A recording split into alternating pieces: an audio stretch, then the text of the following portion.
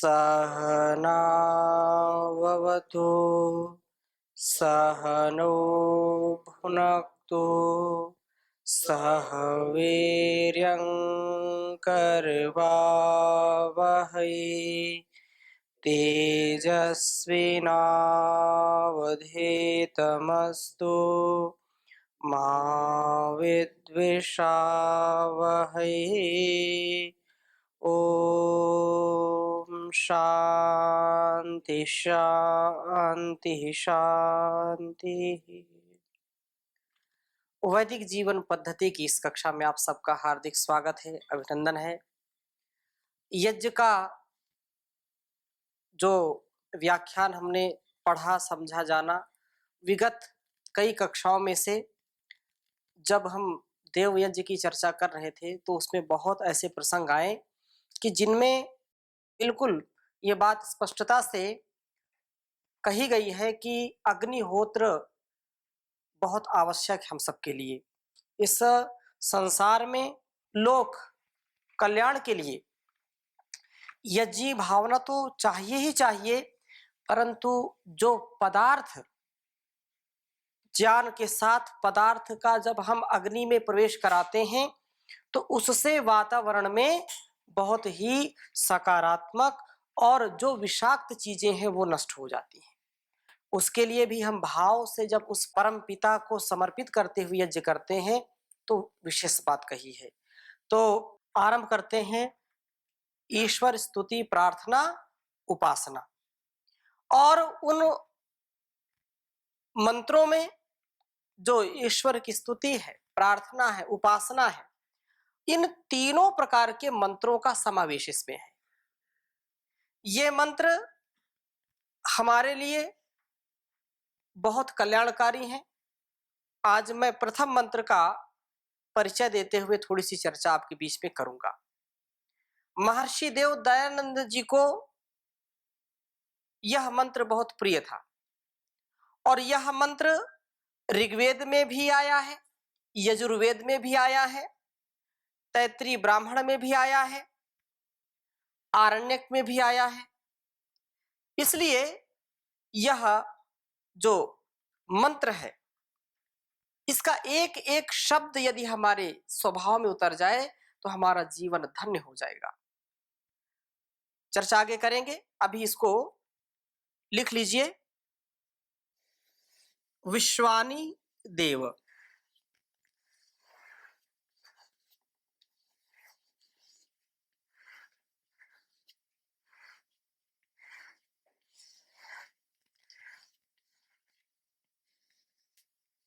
विश्वानी देव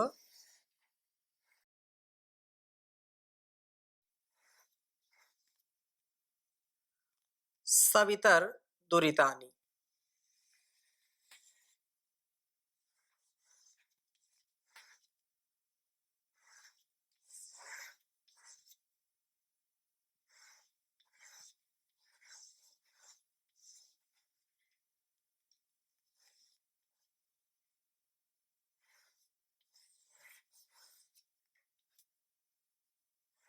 दुरितानि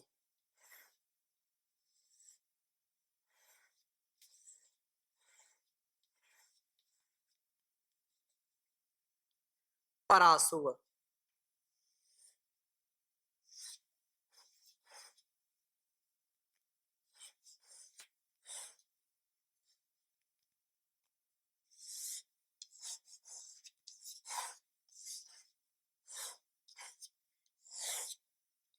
यद भद्रम तन्न आसुव।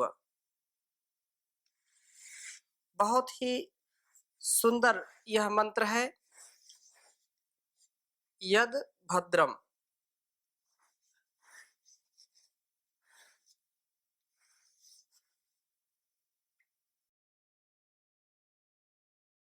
भद्रम,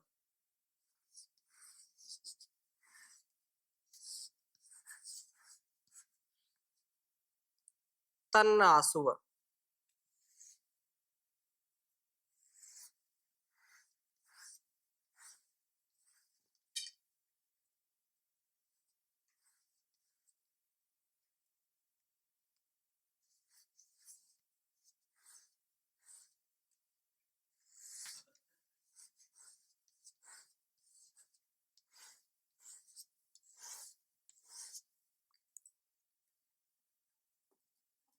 एक बार उच्चारण करेंगे।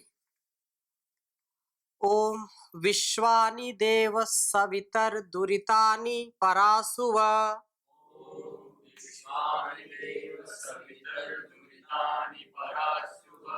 यद्भद्रं तन्न आसुव। ओम विश्वानि देव सवितर दुरितानि परासुव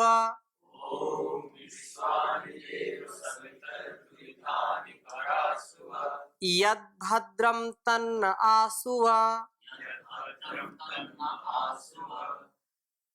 इस प्रकार से यह मंत्र जो हमको भद्र की ओर प्रेरित कर रहा है, भक्त प्रार्थना कर रहा है उस परमपिता परमेश्वर से कि हे सविता देव, विश्वानि दुरितानि परासुव यद भद्रम स्यात् तन्न आसुव।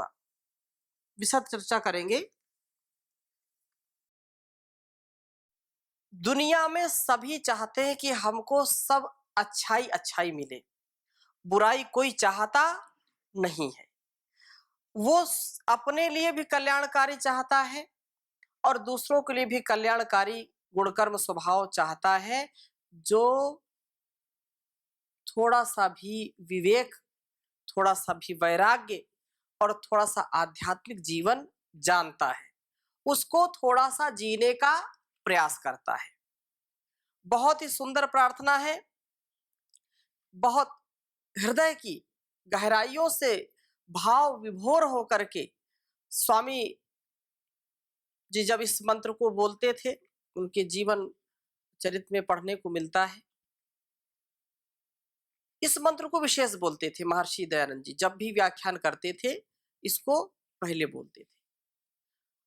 और वास्तव में ऐसी प्रार्थना यदि कोई करे तो उसके जीवन में दुरित कैसे रहेगा। अब जो भद्र नहीं है, अभद्र है, वो कैसे रहेगा। तो कहा कि देव सविता, हे प्रेरक देव, सविता देव, प्रेरक देव, विश्वानी सब दुरितानी, जो विश्वानी माने सब, दुरितानी माने बुराइयों को, परासुव दूर कर दीजिए, यत जो भद्रम स्यात्, भद्रम अस्ति, जो कल्याणकारी गुणकर्म स्वभाव होवे अथवा जो है वह कल्याणकारक वस्तु, तत् वह न हमारे लिए आंसू दिलाइए, प्राप्त कराइए।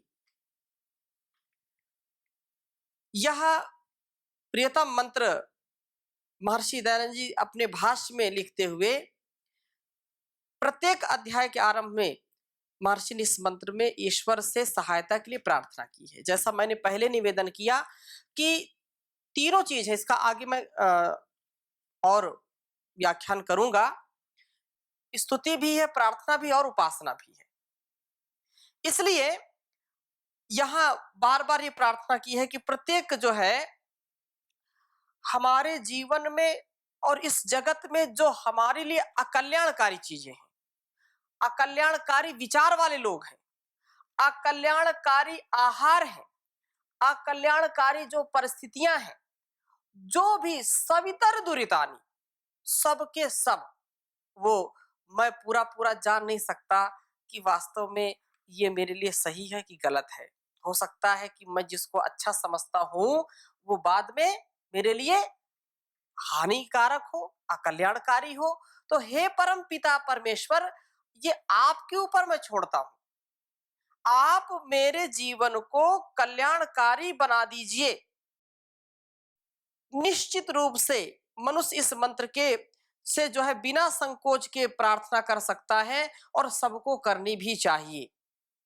इस प्रकार की प्रार्थना सब प्रकार की जो उन्माद की स्थितियां हैं, आज जो सामाजिक कुरीतियां हैं, जो कुप्रचार हैं, जो कुपंथ हैं, जो कुशासन है, जो कुमार्ग है, उनको दूर करने का एक ये बहुत बड़ा साधन हो सकता है।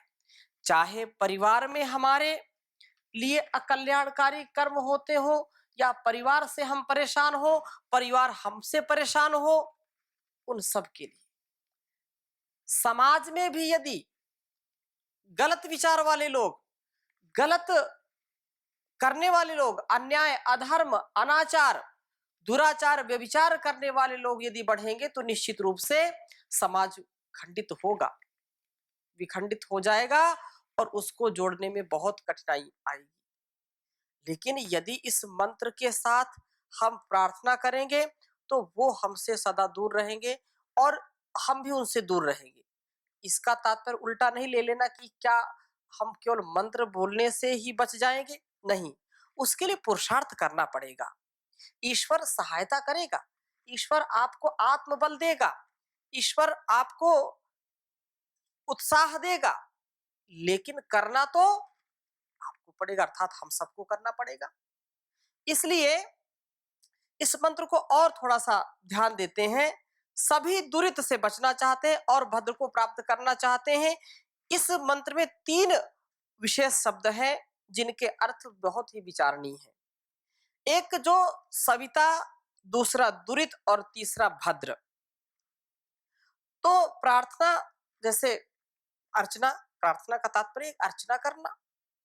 प्रकर्षण मतलब बहुत ही विफलता के साथ, बहुत उत्तमता के साथ, बहुत तीव्रता के साथ, उत्साह के साथ ये प्रार्थना की जा रही है। विशेष उत्कंठा के साथ ये प्रार्थना की जा रही है कि प्रार्थना मतलब एक अर्थना भी है और उत्कंठा भी है, अर्चना भी है कि हम उससे मांग रहे हैं कुछ। प्रार्थना का मतलब क्या होता है? मांगना।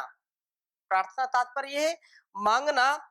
प्रार्थी उसी वस्तु को उत्कंठा से मांगता है जिसका मूल्य उसको ज्ञात होता है। भाई अगर कोई व्यक्ति किसी वस्तु को मांगता है किसी से, तो उस वस्तु की उसको आवश्यकता होती है, उसकी वो कीमत जानता है कि वास्तव में इसकी कीमत क्या है। निरर्थक और जो बिना मतलब की चीज कोई किसी से मांगता है क्या?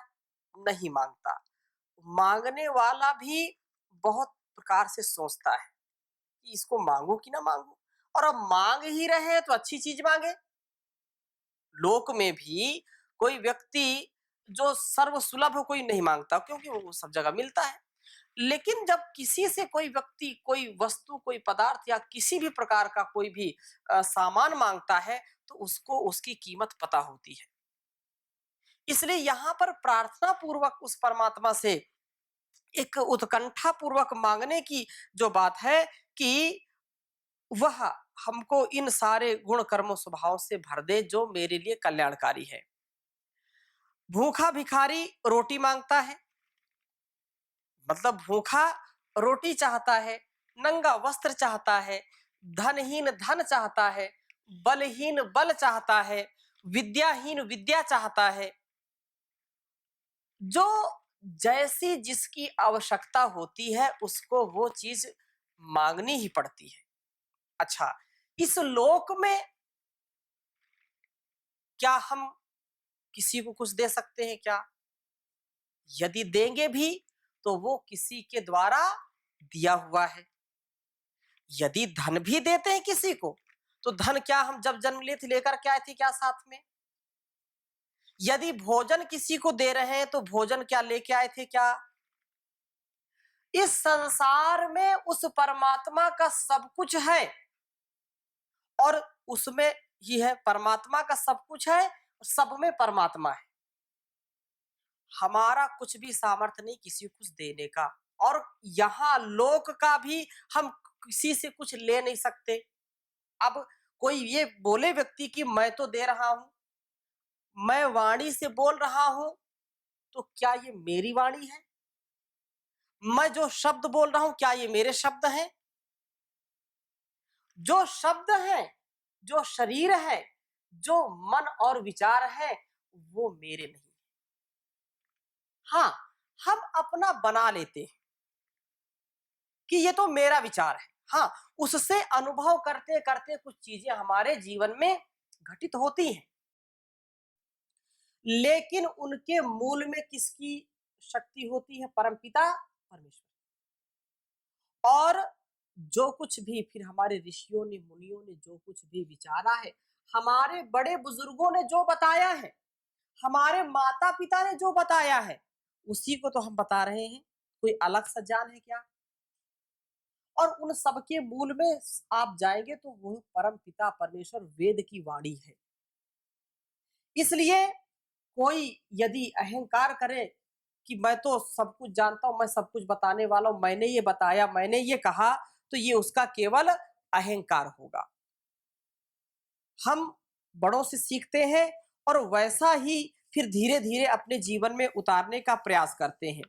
तो आंतरिक जो उत्कंठा है, जो विफलता है, उससे निश्चित रूप से हम कुछ पाते हैं। लेकिन यदि उस किसी भी वस्तु की, किसी भी ज्ञान की या कोई भी है, बिना प्रार्थना के, बिना श्रद्धा के मिलती नहीं है। यदि आवश्यकता है तो मांगना पड़ेगा। बच्चा यदि रोएगा नहीं तो माँ उसको दूध नहीं पिलाती है, और माँ जबरदस्ती दूध पिला नहीं सकती बच्चे को। ईश्वर की कृपा हमारे ऊपर सतत बरस रही है, लेकिन हमने अपना पात्र उल्टा करके रखा हुआ है। एक बूंद पानी का लाभ मिलेगा क्या हमको? क्योंकि हमको चाहिए नहीं, हमने पात्र अपना उल्टा कर दिया है। जैसे मैं उदाहरण बता रहा हूं कि माँ चाहे भी कि बच्चे को मैं दूध पिला दूं, स्तनपान इसको करा दूं, और लेकिन बच्चे की इच्छा नहीं है, तो बच्चा दूध पी नहीं सकता है, स्तनपान कर नहीं सकता है, उससे वह पुष्ट भी नहीं हो सकता। जब बच्चा अस्वस्थ होता है, उसको भूख नहीं लगती है, कई कई दिन हो सकते हैं हो जाए, तो माँ को भी पीड़ा होती है और बच्चे को तो पीड़ा होती होती है। ऐसे ही विकारों से इस संसार के लोग पीड़ित हैं कि उनको बीमारी लग गई है कि इस संसार में आकर के भोग के जो है वो आसक्ति वाले हो गए हैं, भोगासक्त हो गए हैं। भोग जब आसक्ति पूर्वक करेंगे तो ये भी विकार है, ये भी बीमारी है। हम उस ईश्वर को भूल जाते हैं, उससे प्रार्थना करना भूल जाते हैं। जैसे जब बच्चा रोगी होता है तो माँ को भूल जाता है, अर्थात उसको अपने शरीर का ही उसको सुध बुध नहीं है, तो माँ का भी जो प्यार है, जो दुलार है, जो स्नेह है, जो उसकी ममता है, उसकी जो कृपा है, उसको वो पा नहीं पाता है। इसी प्रकार से जब हम दुर्गुण, दुर्व्यसन, दुर्व्यवहारों में फंस जाते हैं, जब हम गलत कार्यों में फंस जाते हैं, काम, क्रोध, ईर्ष्या, लोभ, द्वेष, मोह आदि के गर्त में गिर जाते हैं, तो उस परम पिता परमेश्वर को भूल जाते हैं। और जब भूल गए तो प्रार्थना कैसी? हम कैसे प्रार्थना करेंगे? प्रार्थना वही करता है जो व्यक्ति उस दाता को जानता है। भाई बिना दाता के आप ऐसे ही कैसे मांगोगे? किसी के दरवाजे पर गए तो आपको पता है कि इस दरवाजे से कोई ना कोई निकलेगा, घर में कोई होगा, दरवाजा बंद है तो भी आप खटखटाते हैं कि घर का स्वामी निकलेगा। कोई भिक्षुक गया तो उसको आशा है, विश्वास है, उसको पूर्ण विश्वास है कि इस घर का मालिक, इस घर की मालकिन आएगी और मेरी झोली में भिक्षा जरूर डालेगी या डालेगा। अब किसी को मकान ही नहीं मालूम, ऐसे इंसान का कल्याण हो सकता है क्या? अब वो जंगल में जाकर के बोले भिक्षाम दे ही, भिक्षाम दे ही, वहां कैसे भिक्षा उसको मिलेगी? जहां भिक्षा देने वाला व्यक्ति उपस्थित है वही भिक्षा मिलेगी, और इसको हमको जानना पड़ेगा। इसलिए यहाँ पर प्रार्थना की जा रही है, तो प्रार्थना किससे करेंगे? दाता से करेंगे, जो हमारी अभ्यर्थना को, हमारी जो प्रार्थना को, हमारे जो संकल्प है, जो पूरा करने वाला है। इसलिए ये बात कही है कि जब बच्चा भूखा होता है तो व्याकुल होता है, चिल्लाता है, माँ मुझे रोटी चाहिए, माँ मुझे दूध चाहिए, तब उसकी माँ उसको कुछ बना करके खिलाती है। उत्कंठा के बिना हो नहीं सकता। इसलिए व्याकुल होकर के व्यक्ति को उस परमात्मा से उत्कंठा पूर्वक प्रार्थना करनी चाहिए। उस सबसे सच्ची प्रार्थना होती है वही जो उत्कंठा पूर्वक की जाए। इसलिए अर्थ के बिना समझे भी हम प्रार्थना यदि करते हैं तो भी किसी को धोखा देना ही है। इसलिए हम ये बात जरूर समझें कि जिस वस्तु को तुम जानते ही नहीं उसको प्राप्त करने की इच्छा कैसे कर सकते हो। अब हमको आवश्यकता है भोजन की, तो भोजन हमको पता है ना कि भोजन मिलेगा और भोजन करेंगे, हमारा पेट भर जाएगा, तो भोजन मांगते हैं। अब आप भिक्षा लेने गए और उसने कुछ दूसरी चीज दे दी, तो उससे कार्य चलेगा क्या? नहीं चलेगा। आपको जिस चीज की आवश्यकता है वही तो मांगेंगे ना, और जो प्रमुख साधन है। इसलिए संसार में आकर के मनुष्य को क्या चाहिए? तुमको क्या उससे जो प्रार्थना करोगे उससे लाभ क्या होगा? तो संसार में लोग मोक्ष या स्वर्ग के लिए सबसे अधिक प्रार्थना करते हैं। जो थोड़ा सा विवेकी हो जाते हैं या अपने जीवन में सुख शांति की इच्छा रखते हैं, वो यही चाहेंगे कि भगवान मेरा जीवन सुखमय बना दो, भगवान मुझको मोक्ष के योग्य बना दो, मेरी जो कमियां हैं, मेरे जो दुर्गुण हैं उनको दूर कर दीजिए। तो वे निश्चित रूप से स्वर्ग कैसा है, मोक्ष कैसा है, ऐसा वो जानते नहीं है कि जानते हैं। कोई भी व्यक्ति मोक्ष से आकर के, स्वर्ग से आकर के ये बताया हो कि स्वर्ग कैसा है या मोक्ष कैसा है तो बात मानी जाए। लेकिन ये पीड़ा जो है, ये जो मुक्षुत्व है, ये जो स्वर्ग की कामना है, ये क्यों है, कैसे है? तो इसके विषय में हमने बहुत कुछ सुना है, बहुत कुछ पढ़ा है। उसके आधार पर हम ये प्रार्थना करते हैं कि ऐसा मेरा जीवन हो। और वो कैसा जीवन हो? तो इसलिए कहा कि वह कल्याणकारी जीवन हो। मोक्ष के स्थान पर बंध और स्वर्ग के स्थान पर नरक की प्राप्ति हम कभी भी नहीं चाहते हैं। मोक्ष के स्थान पर दुख कभी नहीं चाहते हैं, बंधन कभी नहीं चाहते हैं, और स्वर्ग के जो है विपरीत हम नरक की कामना नहीं करते। ये मरने के बाद कोई व्यक्ति नहीं करता कि नरकगामी हो गया। कहता है क्या कोई? स्वर्गवासी हो गया। ऐसा कोई नहीं कहता कि नरकवासी हो गया। ये बोले स्वर्ग सिधार गए। ये कितना भी व्यक्ति यहाँ अकल्याण करे, कितना भी उसके जीवन में दुर्गुण दुर्व्यसन हो, कोई भी व्यक्ति आप किसी के मुख से ये नहीं सुनोगे कि ये जो है नरकगामी हो गया या नरक को सिधार गया। ऐसा कहते हैं क्या? नहीं कहते हैं। इसलिए कोई भी नहीं चाहता है। लेकिन हमको विचार करना चाहिए कि जो दुर्गुण दुर्व्यसन है वही नरक है, वही दुख है, वही दुरित है, वही अकल्याण है।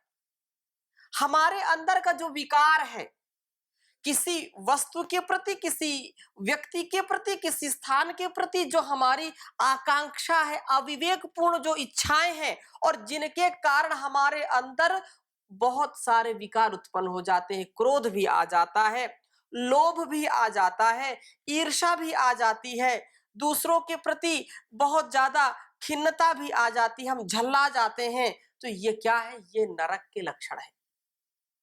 यही नरक है जिसका स्वविवेक नहीं है, जो स्वयं विकारी है, स्वयं अत्याचारी है, तो वो जीते जी नरक भोग रहा है। वो जो सदाचारी है, जो भद्र चाहता है, भद्र करता है, भद्र विचारता है, जो न्याय के पथ पर चलता है, जो धर्म के पथ पर चलता है, जो परस्परता में जीता है, जो उस परमात्मा के आश्रित होकर के जीता है, माता पिता गुरु आचार्यों और बड़े बुजुर्गों की जो सेवा में जीता है, उनकी आज्ञा का पालन करता है, वही व्यक्ति समझो कि स्वर्ग में जी रहा है, वही व्यक्ति कल्याण में जी रहा है, और उसी का कल्याण हो सकता है। अतः ये हमको समझना चाहिए। दूसरी बात, ये भद्र है, और दुरित और भद्र के अर्थों को जानना चाहिए। दुरित क्या है और थोड़ा सा स्पष्टता से समझने का प्रयास करते हैं। दुरितानी परासुअ, दुरितानी परासुअ। तो दुरित क्या है कि दुह इत इण गतौ धातु से क्ता प्रत्यय करके इत बना है। इतः से दु लगा देने से दु जो है दुरित बन जाता है। और दुरितम का अर्थ यह है कि अज्ञानात निष्पन्नम। दुरितानी का अर्थ है पापानी। दुरितानी का अर्थ क्या है? पापानी। दुरितानी परासुअ अर्थात पापानी परासुअ, पाप से हमको दूर कर दीजिए, दुर्गुणों से, दुर्विचार, दुर्व्यवहार से हमको बचा लीजिए, हमारे जीवन को श्रेष्ठ बना दीजिए। इसलिए कहा कि जो डिफिकल्ट है, जो कठिन है, जो साइनफुल पाप है, उसको, जो बुरा मार्ग है, जो कुपंथ है, कुमार्ग है, बुरा मार्ग है, वही दुरित है, वही पाप है। और जब हम दुरित ऐसे पथ पर जाएंगे तो निश्चित रूप से बहुत सारी कठिनाइयां हमको मिलेंगी। इनसे बचने का उपाय हमको सोचना चाहिए। जो कुछ भी इस आध्यात्म के मार्ग पर, ध्यान दीजिए इस बात को, जो भी आत्म कल्याण के मार्ग में, राष्ट्र कल्याण के मार्ग में, विश्व कल्याण के मार्ग में, आध्यात्म के मार्ग में, न्याय के मार्ग में जो भी बाधाएं हैं, जो भी समस्याएं हैं, वो दुरित हैं, वो हमारे पाप हैं। उससे बचने का उपाय करना चाहिए। ये दुरित से कैसे बचे, इसका अहर्निश प्रयास करना चाहिए। और वो परम पिता परमेश्वर ही बचा सकता है और दुनिया में कोई बचा नहीं सकता है। तो इस मंत्र की व्याख्या और हम अगली कक्षा में करेंगे। अभी यहीं पर विराम देते हैं।